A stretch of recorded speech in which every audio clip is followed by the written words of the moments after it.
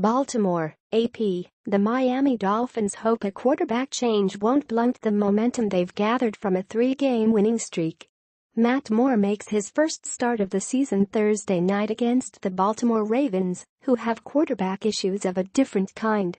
Moore replaced the injured Jay Cutler in the second half last week and threw 2 touchdown passes against the New York Jets in a 31-28 comeback victory.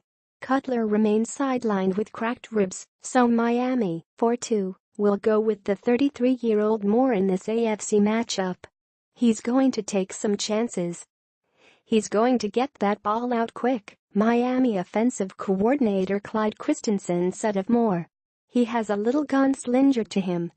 Ravens quarterback Joe Flacco had the reputation of a sharpshooter until this year.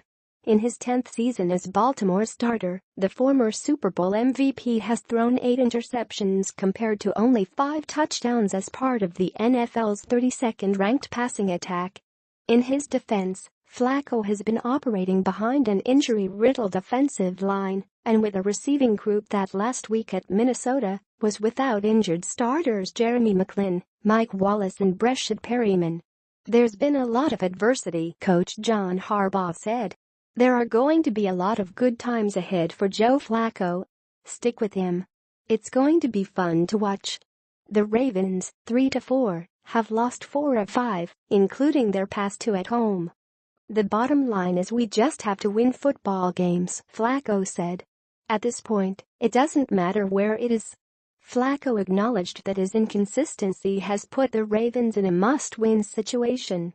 The fact that I have been up and down, now you are climbing out of a hole and you are putting yourself behind the 8 ball, he said.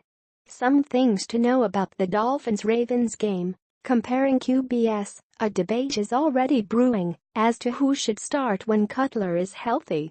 Moore's supporters argue he energizes teammates.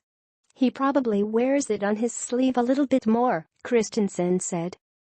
He's kind of outgoing. He's all over the place. Moore embraced the gunslinger nod given to him by Christensen. Guys describe guys in different ways, Moore said, and that seems to be the thing, for me. I'm fine with that. Run-down feeling, Baltimore is ranked last in the NFL against the run, an uncharacteristic spot for a defense that has long been known for its toughness up front.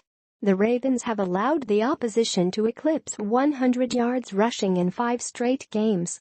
Oh man, it's a yucky taste in our mouth right now.